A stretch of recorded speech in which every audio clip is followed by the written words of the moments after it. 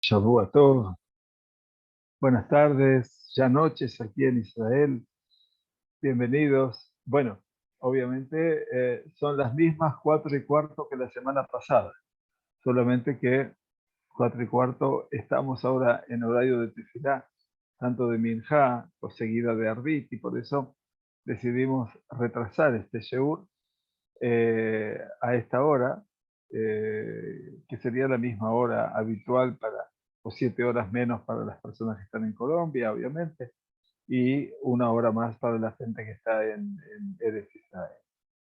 Bueno, muy bienvenidos. Nuestro estudio de hoy lo estamos haciendo Leilun Nishmat, Maya Natalin Bat Esther de Daniel, Nishmatat Zerurav Haim, y Leilun Nishmat Don Meir Neuach Ben Amelia, Nishmatot Zerurav Haim.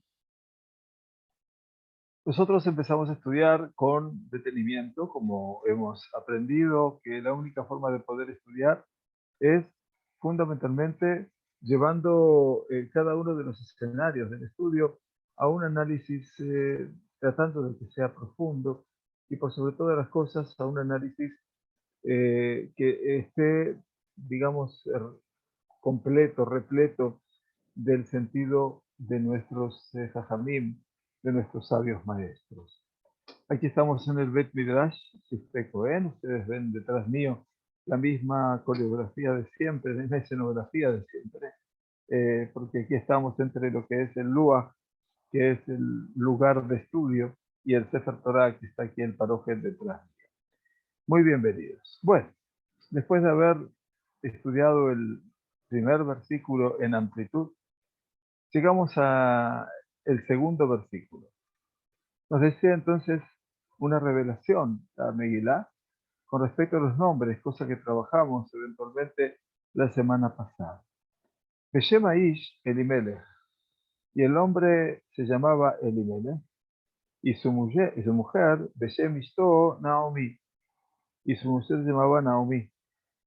Beshem Shenei Banav Machlon Bechilion, y sus dos hijos Machlon y Gilión o Gilión, y nos dice Efratim mi Beit Lehem Yehuda. Efratim quiere decir una procedencia a nivel de tribu de Betlehem Yehuda, de la ciudad de Betlehem en Yehuda. Vayabous de Moab, y llegaron a la tierra de Moab, a los campos de Moab, Ba y Hiyu Sham, y se quedaron allí. Estudiamos la semana pasada todo lo que era un escenario donde los jajamim criticaban a este hombre, que era un dirigente conspicuo del pueblo de Israel, que apenas llegado el tiempo del hambre, decidió no compartir su riqueza y todo su poder con los pobres, y a fin de que nadie viniese a sus puertas a tocar y a pedir ayuda, decidió profugarse del país, exiliarse del país, cosa que ha sido de una crítica profunda para nuestros jajamim, no les quepa ninguna duda, y que en última instancia ha representado también una suerte de crítica profunda a lo que es la actitud de lo que debería ser el parte del pueblo de Israel como Gomblei Hasadim. Después que empezó la Megilá ocultándonos, ¿sí?, la identidad de la persona, ustedes recuerdan, y cierto hombre de Betlehem Yehuda fue a establecerse temporalmente en la tierra de Moab, él y su mujer y sus dos hijos. Así empezó. Entonces ahora, con este ocultamiento, la Megilá puso un poquitito los puntos esenciales sobre nuestro relato. Y ahora nos muestra con detalle cada uno de los integrantes de la familia. El hombre, la mujer, sus hijos, viene nuevamente a marcar un supuesto que la decisión de abandonar la tierra de Israel era tanto suya y solo suya, perdón, y solamente sus familias, quiere decir su esposa y sus hijos, decidieron seguir el camino de Elimelech. Ahora bien, si nos detenemos un minuto en los nombres, Elimelech, Naomi, Mahlón y Gilión, veremos bastantes opuestos dentro de esos nombres. En época bíblica, la elección del nombre de un niño, en principio, como estudiamos, está rodeada de las circunstancias que acompañan a sus padres antes del nacimiento o en general o a lo largo de su embarazo eventualmente o sus esperanzas para el futuro. Ya en esta perashá, Toledot, obviamente, dice que el primero nació Kuló que Aderet Sear, que había nacido Kuló que Aderet Sear, como si era todo una rojo nomás escarlata y de mucho pelambre. Entonces Vaikreu llamó Eisab y llamaron su nombre a Esab. Ayer explicaba verdaderamente que el nombre Eisab responde a qué concepto, qué tiene que ver el Eisab con la pelambre, con el color rojizo, etc. Entonces explicaba aquí a los alumnos del Ulpan que Eisab es la construcción del verbo Asui. Asui es un niño que nació hecho, o sea, un bebé que nació verdaderamente totalmente formado. Cada partecita de su cuerpo estaba muy bien desarrollada. Eventualmente, si fuera pediatra, en ese momento, como trabajé un año en pediatría en Argentina, tenía Apgar 10, esa criatura. Nació con el mejor de los recursos cuando se nace. Entonces nació como un niño hecho, un niño azul. Sin embargo, su hermano, que sigue detrás de él, y su manita está agarrada al calcañar, al taloncito de su hermano, lo llamaron Jacob, porque estaba aferrado al Akev. Ahí ustedes tienen, por ejemplo, la condición de los nombres en función de la realidad del nacimiento. A nivel bíblico, por ejemplo, cuando nació Reubén, dice, ¿por qué Lea llamó a su primer hijo Reubén? En general, en la Biblia, los nombres los ponen las mamás. En la Biblia no solamente, en la vida creo que las mamás ponen los nombres en general, eh, pero también las vecinas. En la época de la Biblia, también Vaikreu llamó, dice, llamaron su nombre, eventualmente fueron los vecinos. Reubén, ¿por qué se llamó Reubén? Porque Lea dijo que Hashem Beoni Kiatai Ejebani Ishi. Porque Dios vio mi sufrimiento y ahora mi esposo me va a amar, porque se sentía no amada. Cuando tuvo otro hijo y lo llamó Shimón, ¿por qué lo llamó Shimón? Porque Dios escuchó su ruego, etc. Y después, cuando nacieron, por ejemplo, los hijos de Yosef en Egipto, el primero lo llamó Menashe, porque cada hijo representa una etapa de la vida. Nashani Elohim et kol amali bet bet avi.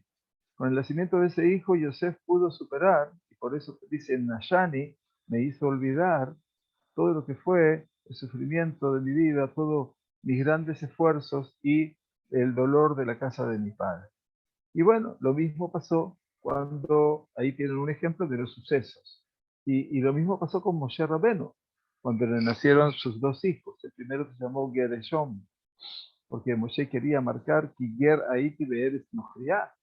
Él quería marcar su extranjería, a sabiendas de que estuvo en palacio del faraón, su extranjería en una tierra enajenante, como en Egipto. Y cuando nació Eliezer, obviamente, porque Elohe Avive Ezri, Vayatileni Nasher Paró. Porque cuando nació Eliezer, Moshe evoca el momento en el cual se salvó por un pelito, como decimos, de la espada del faraón que lo quería eventualmente matar. Entonces, nos damos cuenta a este relato que a nivel de la Biblia, los hijos son el nombre de una esperanza, el nombre de un suceso del pasado, el nombre de una realidad que le incumbe a la persona.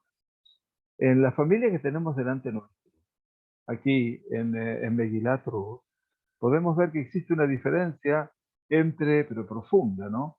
Entre los nombres de los padres, acá lo tienen a Elimelech, ¿verdad?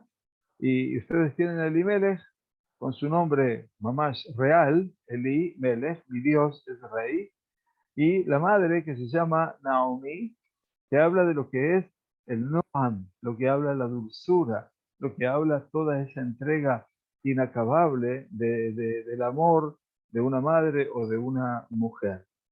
Pero tanto Elimelech como Naomi estarían reflejándonos un concepto de luz, lo positivo. Pero obviamente los nombres de los hijos están hablando de todo lo contrario, lamentablemente. Mahlón, como lo vamos a llamar, Mahlón, ¿de qué le suena? Mahlón significa enfermedad, Mahalá. Y Dios no permita, Kilión o Gilión está hablando de exterminio. O sea, como que son nombres realmente dolorosos, complejos. Así entonces que Elimelech y Naomi, los nombres de los padres, vienen a expresar una sensación de alegría, de una estabilidad, de agradecimiento a Dios, que pudieron vivir, obviamente, los padres de ellos cuando ellos nacieron, para llamarlos por esos nombres.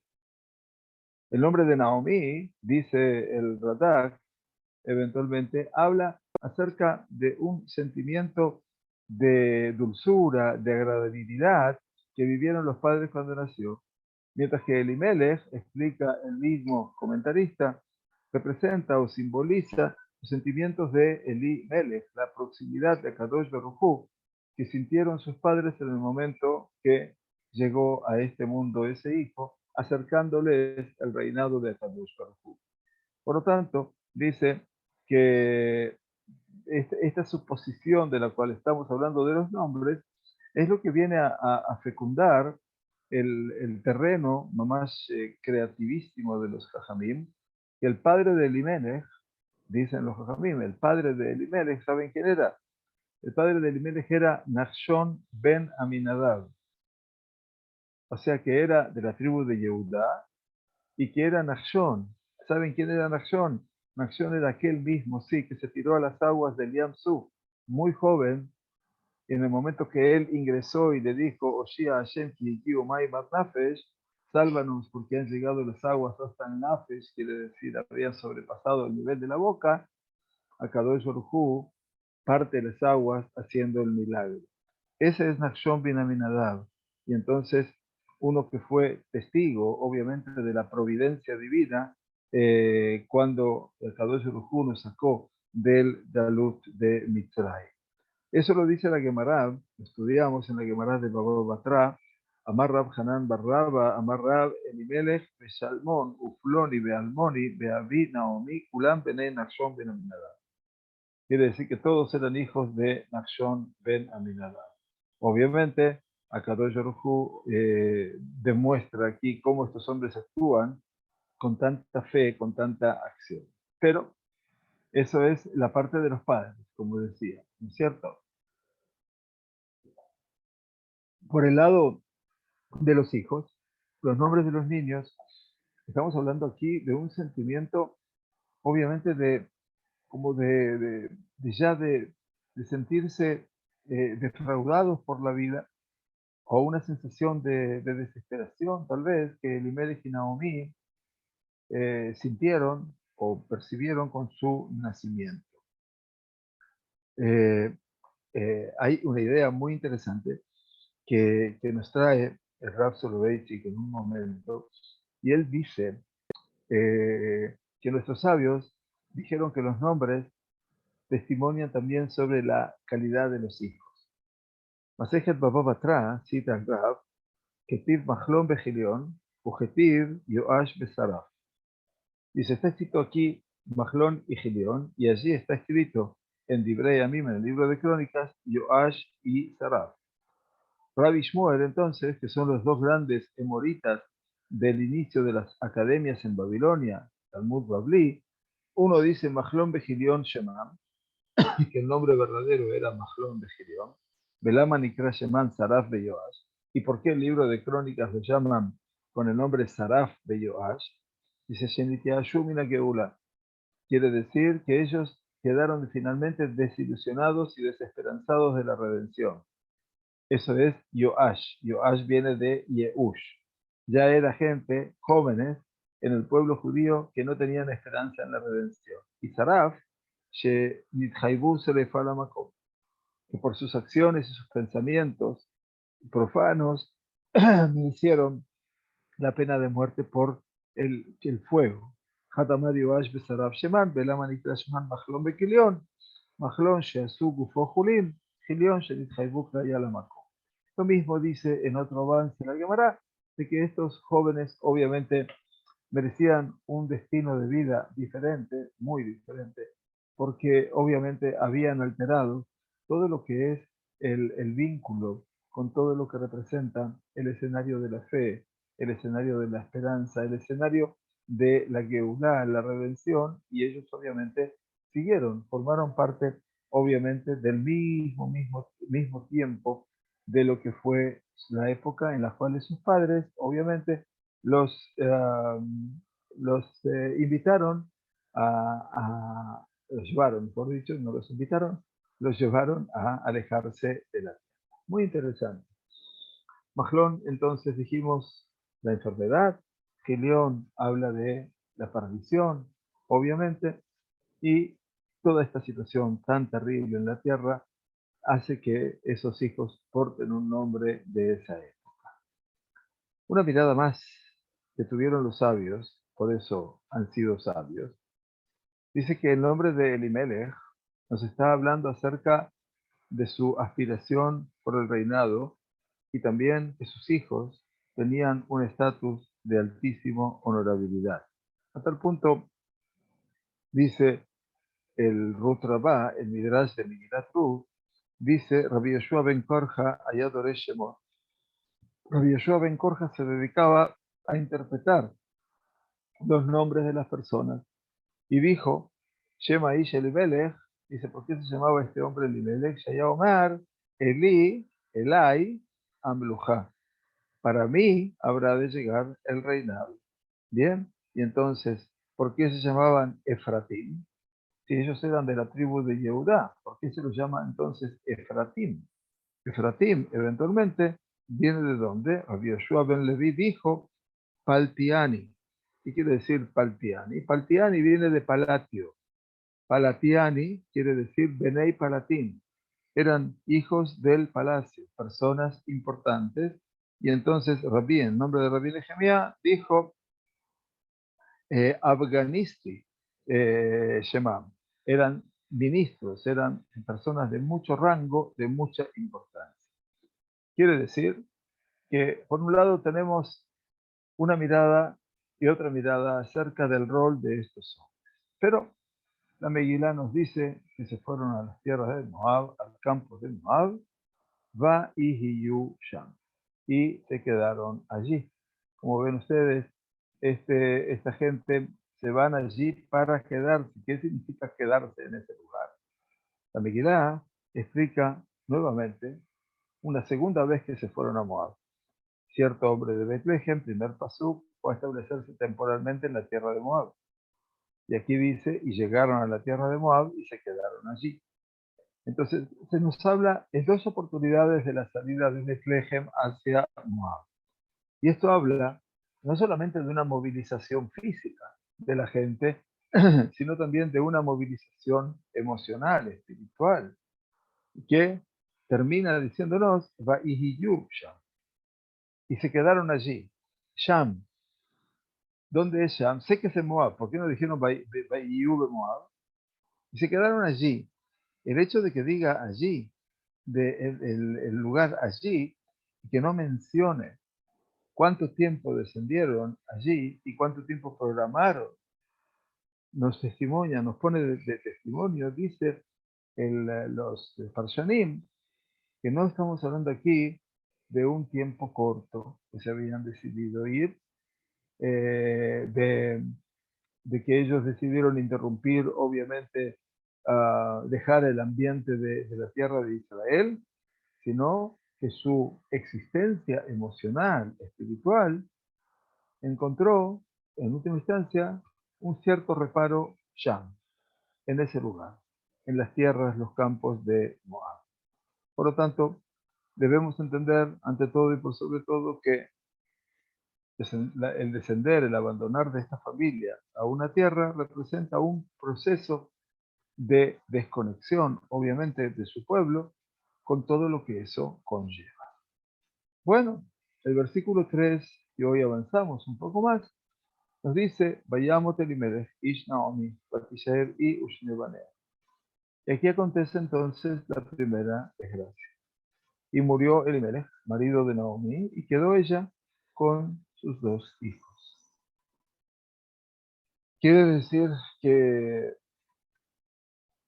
cuando llegaron allí y ya estamos emocionalmente, no solamente físicamente, alejados de nuestra realidad, inmediatamente la Megilá nos desnuda un escenario que es difícil, por supuesto, que es complejo, y habla acerca de la muerte de Elimelech, como que está asociando la muerte de Elimelech con el descenso de la tierra de Israel hacia Moab, y, por supuesto, lo que no nos dice la Megilá es a cuánto tiempo de haber llegado se murió. No nos dice pasó tanto tiempo, una semana, un mes, un año, 10 años. No lo sabemos, obviamente, pero entendemos, dice que la muerte de Elimelech, hablando de los comentaristas en general, la muerte de Elimelech es una consecuencia directa de su decisión de abandonar la tierra. Y desde esa perspectiva nace la suposición de nuestros sabios a partir de que empezaron a entender todo este cuadro, a partir de esa situación poco habitual, aunque era común que pudiese ocurrir un descenso en la tierra, pero no en las condiciones de Elimelech y su familia, porque Elimelech era una familia muy formada, económicamente estable, que una hambruna no los iba a hacer sufrir eventualmente todo lo que nosotros estamos manifestando con las hambrunas. Sin embargo, dice, todo esto pasó, dice los Jajamim, porque él decidió abandonar la tierra. Dice, como estudiamos en su momento y lo vimos en las distintas citas de Yarkut Shimoni, lo vimos hace una semana, en el tiempo de hambruna, los ojos del pueblo estaban dirigidos hacia esa dirección, hacia Elimelech, que era uno de los grandes sustentadores de esa generación. Parnas Ador. Parnas es de Mefarnes. Yatazan un Farnes Lacol. Le decimos a Kadosh Baruj Hu cuando decimos el Birkat Hamazon, ¿verdad? Porque tú alimentas y sustentas a todo ser humano.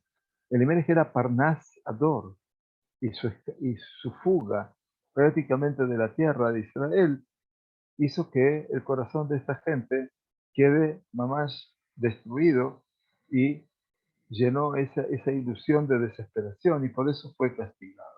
Así estudiamos, ¿no es cierto?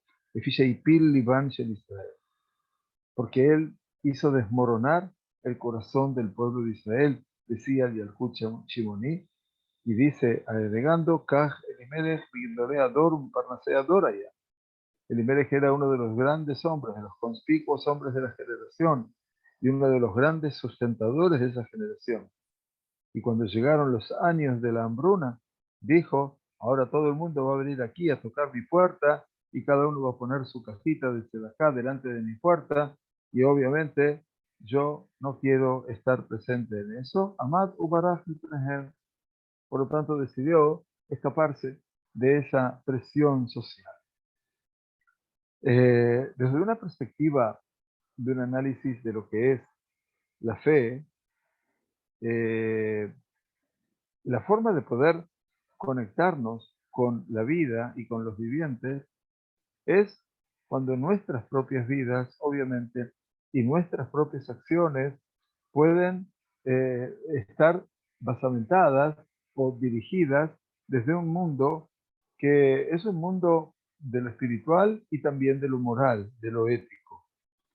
Por lo tanto, dice, ese sería el escenario básico para el hombre bíblico. Y es lo que Kadosh Baruj Hu reconoce en Abraham, Banasher Yetzavé et Beitó et Banav Aharab, Beshamru Derech Hashem Laasot Tzedakah u'Mishpat. Así por eso la elección de Abraham, porque Kadosh Baruj Hu sabe que Abraham habrá de ordenar a sus hijos en su casa en pos de sí, después de su muerte, guardar el camino de Dios. El camino de Dios no es solamente los tefilim y la tefilá todos los días, no es cuidar Shabbat todos los días, todos los Shabbatot, no es ir a estudiar Torah todos los días, sino Dice Kadosh Baruj Hu, la azot tzedakah mishpat. También tenemos que buscar un camino que sea acorde a toda esa gran espiritualidad que tiene que ver fundamentalmente con la conducta, los hechos cotidianos. Y en eso lo que marca es mi interacción con cada uno de vosotros. Y ahí está lo que es la tzedakah, que es mi forma de brindarme en la medida de mis posibilidades a mi prójimo. Y el mishpat, la forma de ser ecuánime también frente a los míos y a los ajenos. Cuando se produce esa suerte de enajenación, como a mí me gusta llamarla, no asimilación, enajenación, cuando yo pierdo la condición del ser, eventualmente, o pierdo la dimensión de lo que verdaderamente soy. Cuando yo me enajeno de mi naturaleza y de mi función en este mundo, eso significa prácticamente una muerte espiritual. Así dice en la Gemara de Berajot, estudiábamos hace tiempo atrás, hay una frase muy interesante que dice, Behametim einam yodim beuma, elu reshaim shebechayeyem keruim metim sheneemar. Dice, y los metim, los muertos, no saben nada. Dice, ¿quiénes son ellos? Los que no saben nada. Los muertos que no saben nada son los malvados, no los muertos físicamente. Porque los malvados en vida son llamados metim, pues es el profeta Yehezkel. Por lo tanto, es muy importante que la persona tenga vitalidad, y la vitalidad no pasa solamente por la capacidad respiratoria o un buen corazón, un buen funcionamiento orgánico. Pasa por la condición moral y ética que la persona puede asumir. Por lo tanto, si yo me enajeno de mis condiciones propias, obviamente soy un muerto en vida. Es una muerte espiritual, obviamente, y esa muerte espiritual finalmente lleva, obviamente, a la muerte física también. De aquí podemos decir que la decisión de Elimelech de enajenarse de su función, ayudando al prójimo, es lo que da el puntapié inicial a un proceso de lo que es primero su muerte espiritual, que finalmente llega a su expresión final con la muerte corporal.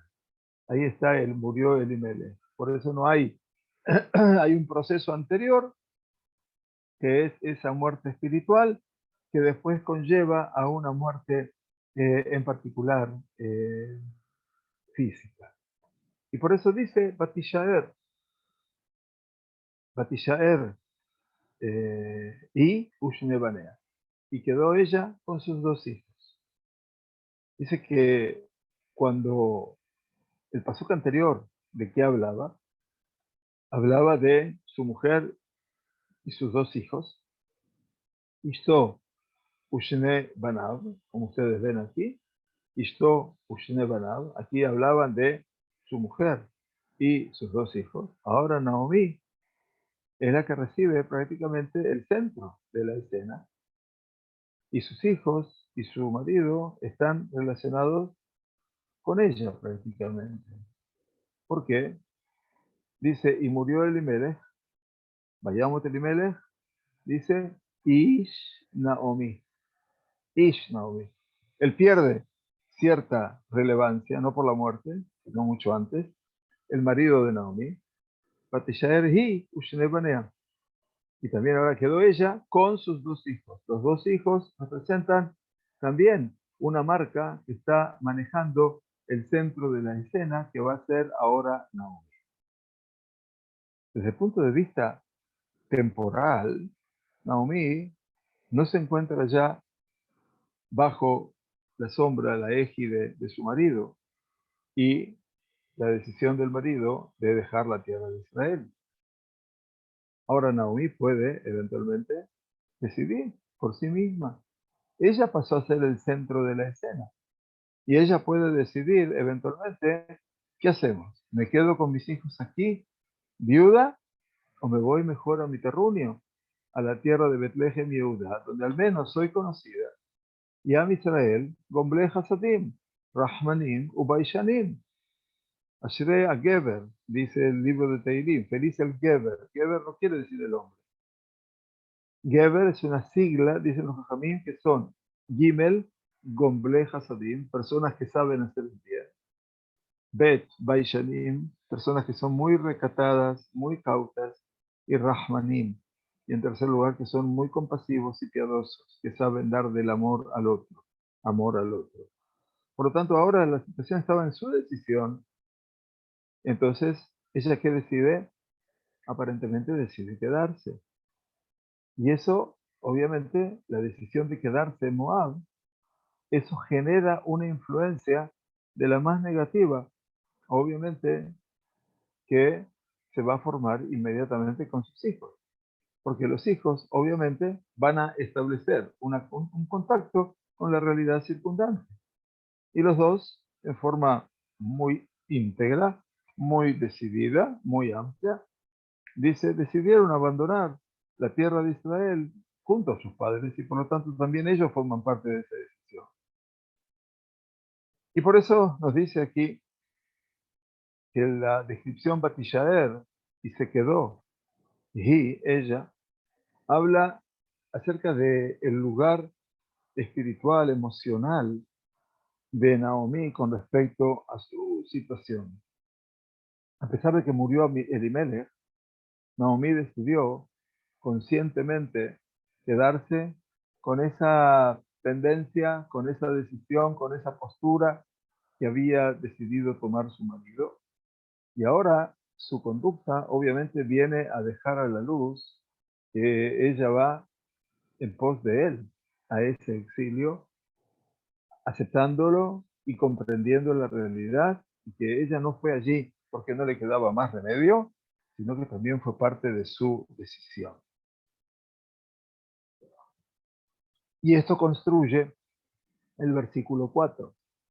El versículo 4, donde nos dice, Vaiseulaem Nashim Moabiot, y ellos tomaron para sí mujeres de Moab. Triste, pero real, tomaron mujeres de Moab. Shema Hatorpa, de Shema Shenirut. Una se llamaba Orpa, como la ven aquí, y la otra se llamaba Ruth. Aquí la tenemos a Ruth en nuestro escenario también. Orpa es una, vamos a marcarla simplemente para que tengan la lectura a mano, y la otra que era Ruth.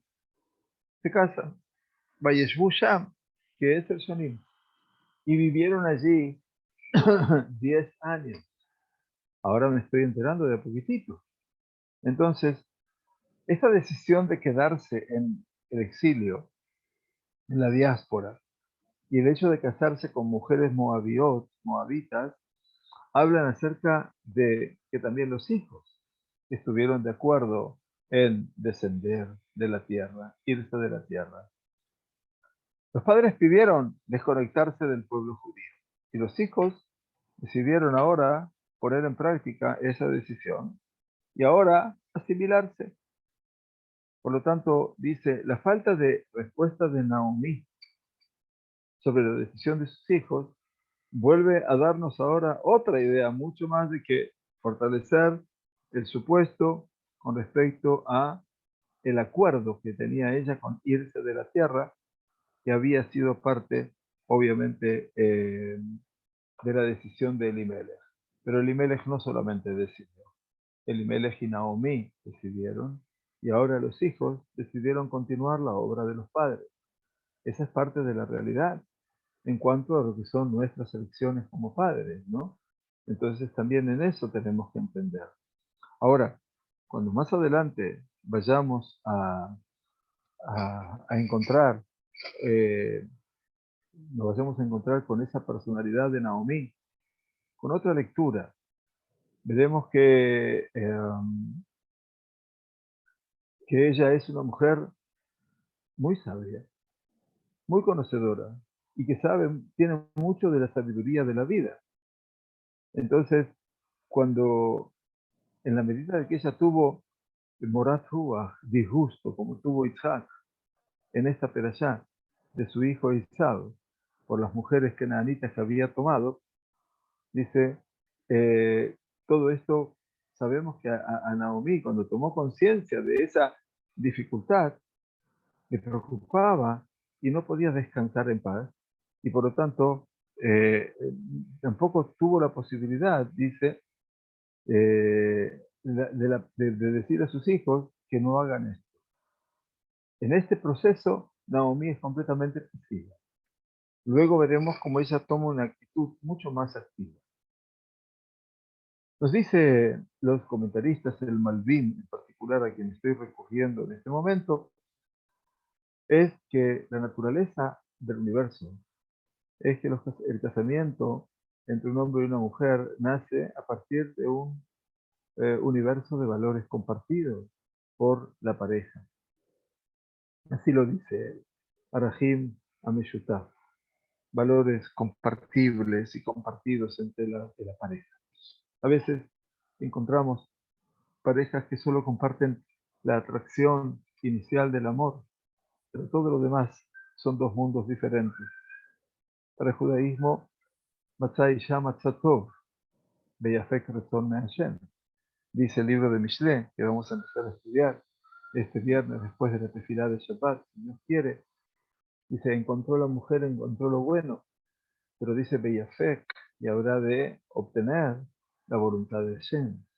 Porque en última instancia, Ish Beisha, Shejina Benehem, el hombre y la mujer necesitan incorporar una realidad en sus casas, en sus figuras y en sus personas, que es la presencia de lo divino. No digo que sean más religiosos o menos religiosos, no. La condición de lo divino es la condición de Telemitmut, la condición de imagen y semejanza, la condición que te hace a ti persona, que te hace un ser racional. Y por lo tanto, ese hombre y esa mujer deben ante todo tener razón para poder llevar adelante un proceso de vida. Pero para poder sostenerlo necesitan del corazón. Pero aquí eventualmente son dos mundos diferentes. Abandonar la familia que nace de lo que es un escenario de avaricia. Ese escenario que Mahlón y Gideón vivieron con sus padres en Betlehem y Eudá, no querer ayudar a los prójimos, influye sobre esos hijos para que puedan ver en la cultura de Moab, una cultura que es cruel, un terreno propicio para que allí pueda florecer su nuevo hogar. ¿Por qué les digo todo esto? No hay ninguna duda que cuando el pueblo de Israel salió de Misraim, tuvo que pasar por las tierras de Moab, ¿verdad? Tuvo que pasar por el territorio de Moab. Acuérdense que Moab es uno de los hijos de Lot, con sus hijas, relación de incesto, pero no hablamos aquí de esa relación prohibida. Dice el Midrash de Ruth Zuta, Ruth pequeño, Marra Katub Leachrid Alab Beal Ishto Beal Banav. Dice, ¿qué es lo que el texto de la Megilá se ocupa de demostrarnos a nosotros, hablándonos sobre Elimelech, sobre su esposa y sobre sus hijos? Lefi shayu me'akvim ze ez ze, mitzarut ain shaya bekulan. Dice, porque tanto Elimelech como su esposa como sus hijos, cada uno representaba un impedimento en la vida más, porque cada uno de ellos era más avaro que el otro. Cada uno tenían ojos angostos, quiere decir, no podían ver al prójimo. Entonces dice, Migaram le shevet Yehuda lisa isha moabía. Dice, ¿qué es lo que llevó a la tribu de Yehuda a casarse con una mujer moabita? Al sheasuma hace amon moab, al lavar shelokit muet hem belehem ubemay. Dice, y entonces, ¿por qué Moab y Amón no pueden entrar en el seno del pueblo judío? Porque cuando salimos de Egipto y pasamos por ese territorio, le decimos, no vamos a tocar ninguna de tus ciudades. Vamos a pasar por Derech Hamelech. Y todo lo que vayamos de necesitar, de comida para el ganado o de agua, lo vamos a pagar. Pero ¿qué pasó con Amón y Moab? Ni siquiera a Sherlock Kidmu etchem belechem ubemay. No se puede, los amonitas y los moabitas, hombres, por supuesto las mujeres van a poder tener una excepción, no pueden entrar en el escenario del pueblo judío. ¿Por qué? No porque son hijos del incesto. Eso es un problema de los padres y de las hijas, sino que ellos ni siquiera, siendo tus parientes, Lot, Abraham, ni siquiera se acercaron cuando tú pasaste por su territorio y como cualquier extranjero, Abraham buscaba a sus invitados para darle un poco de pan y de agua. para que puedan seguir su camino. Ni siquiera ellos lo hicieron. Esa es la sociedad en la cual Mahlón y Gilión quieren que su familia crezca. Y aquí entonces es cuando los Jajamim hablan acerca de cómo se da este casamiento entre los hechos de esta familia de Elimelech, que eran Charut Ain, estos hombres que eran avaros, toda la familia que no querían ayudar al prójimo, y el casamiento con mujeres moabitas. La Megilá entonces no nos explica quién de los hijos se casó con cuál de las mujeres, pero nos dice, ellos tomaron para sí mujeres de Moab, una se llamaba Orpá y otra se llamaba Ruth, y vivieron allí 10 años. Se dan cuenta que no dice quién es quién. Y entonces, obviamente, la Megilá lo que está buscando con todo esto es, ante todo, que nosotros pongamos el acento en las mujeres y no en con quién se casaron ellos. Dice Radak, los Jajamim interpretaron que estas mujeres, tanto Orpá como Ruth, en el Midrash de Yalkuchi Maoni, eran las hijas del rey de Moab llamado Eglón. Por el mérito que Eglón le deparó al Todopoderoso cuando se puso de pie y descendió de su trono real al escuchar que había un emisario que venía con la palabra de Dios a él. Todo esto es, insisto ahora, el deber nuestro de querer estudiar y poder estudiar también nuestra fuente. Hablamos del libro de Shofetim, cuando el pueblo de Israel cae nuevamente en manos de la idolatría y Dios los vende en manos de Eglón, el rey de Moab. El sufrimiento del pueblo judío después de décadas se deja escuchar en los cielos. Y Kadosh Baruj Hu inspira a uno de los primeros jueces llamado Ehud ben Gerá. Ehud ben Gerá. Y este hombre que era siniestro, no era diestro, decide hacer un acto, presentarse ante el rey y matarlo. Pero para eso le va a llevar una minja, le va a llevar un regalo. Mientras tanto se preparó una pequeña daga de 2 puntas y la puso sobre su muslo derecho, de manera tal que la mano izquierda pudiera sacarlo, obviamente. Entonces, cuando llevaron la minja y el rey Eglón se sintió gratamente sorprendido por sus súbditos, en un momento Ehud le dice al rey que él tiene Debar Elohim li eleja, una palabra de Dios para ti. Y Eglón era muy temeroso de todos los dioses, por supuesto, lamentablemente, y también del Dios de Israel. Entonces, como era una palabra, le dijo, cállate la boca, no digas nada, sacó a toda la gente de allí, de su presencia, y cuando Ehud se acercó para decirle la palabra, él se puso de pie, demostrando tanto honor por ese Dios. En ese momento Ehud sacó la daga y la clavó en su vientre, que era muy obeso, etcétera, etcétera, pero toda la información la tenemos en el libro de Shofetim. Y entonces dice que Eglón, por ese acto de tanto respeto a Dios, tuvo el mérito de participar en la construcción del reinado de Shlomo a través de su simiente. ¿Sí? Entonces, como que Eglón, el rey de Moab, obviamente va a tener parte, porque bueno, Shlomo es descendiente de David y David es descendiente de Ruth. Entonces, como rey de Moab, sabemos perfectamente bien, el libro de Shoftim, capítulo 3, para los que quieran verlo, Eglón fue un enemigo de Israel y estuvo mamás al frente de una nación que era completamente opuesta a la característica y al carácter del Am Israel.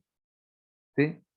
Eh, este tipo de realidades están aquí, obviamente, vienen tal vez a modificar o alterar el equilibrio, ¿no? Para decir, bueno, dentro de todo fue un mal gobernante porque persiguió a Israel, pero en última instancia también tuvo cosas buenas. Entonces, por otro lado, todo lo malo que hizo para con Israel tendrían a en este caso, a condenarlo por todo lo mal que actuó.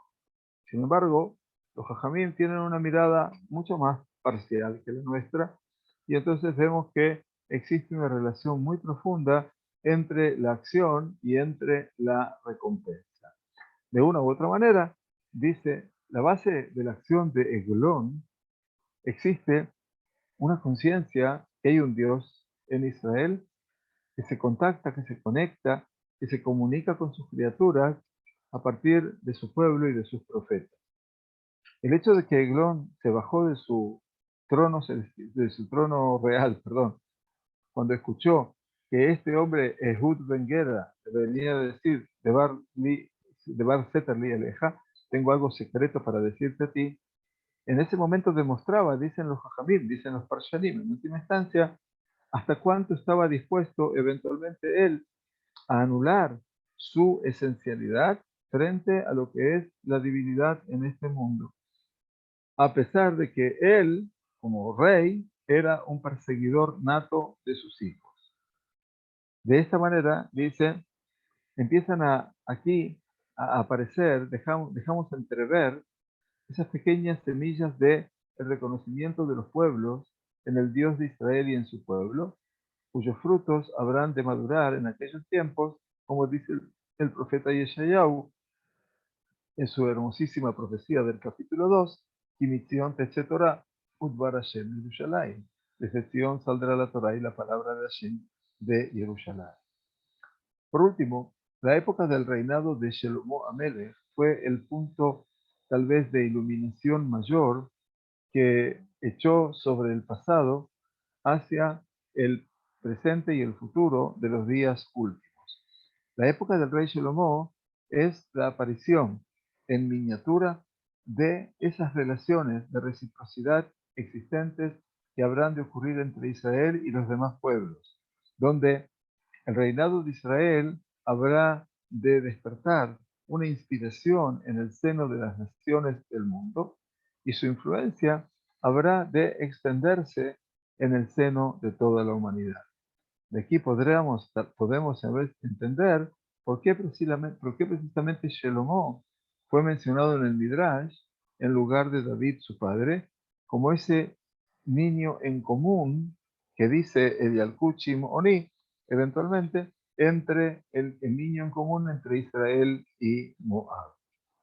Este supuesto que establecieron los Jajamim nos enseña que la incorporación de Moab como una de las representantes de las naciones en el tronco de Ishai, de Yatzá, Joter, Miguesa, Ishai, saldrá un tronco de la rama de Ishai, Benetzer y un brote, Misharashab y Fre, de sus raíces habrá de florecer, dice, el hecho de que Moab sea una de esas raíces nos viene a preparar ahora ese terreno para la redención futura, en la cual habrá de reconocer toda la humanidad, la unidad de Dios en este mundo, en la época, como decimos en la tefilá cada mañana, Bayom Ha'u, Yeh Hashem Echad Ushmo Echad.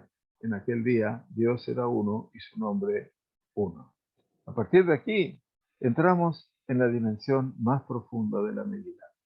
A partir de aquí, los hechos que parecen ser hechos constantes, simples, rutinarios, nos damos cuenta de que no. Moab está profundamente involucrado en el sentido del pueblo de Israel y obviamente llegamos a un escenario en el cual nos va a agradar y mucho el sabernos parte de un relato en el cual Am Israel está presente ahora desde otra perspectiva, desde otro lugar. Aún en el exilio, de Holzaratam, en todas sus angustias y en todas sus tribulaciones, lo sabe. También el Kadosh Baruj Hu ha participado de cada una y una de la tribulación del pueblo de Israel. Muy bien, aquí llegamos hasta el día de hoy. Muchas gracias por vuestra presencia. Es un regalo que recibimos de Kadosh Baruj Hu cada semana y cada día que tenemos un show. En un rato más, en hora y 45, en principio tendremos el show de Rambam, con favor de Dios. así que los que puedan llegar, por supuesto, serán todos bienvenidos. Ante todo, Shavua Tov Umevorach, buena semana, y Jodesh Tov. Ya tenemos también, ante todo, la llegada del nuevo mes de Kislev el próximo jueves de noche, y todo el día viernes será eventualmente Rosh Chodesh Kislev. Que tengamos Jodesh Tov y Shavua Tov. Muchas gracias.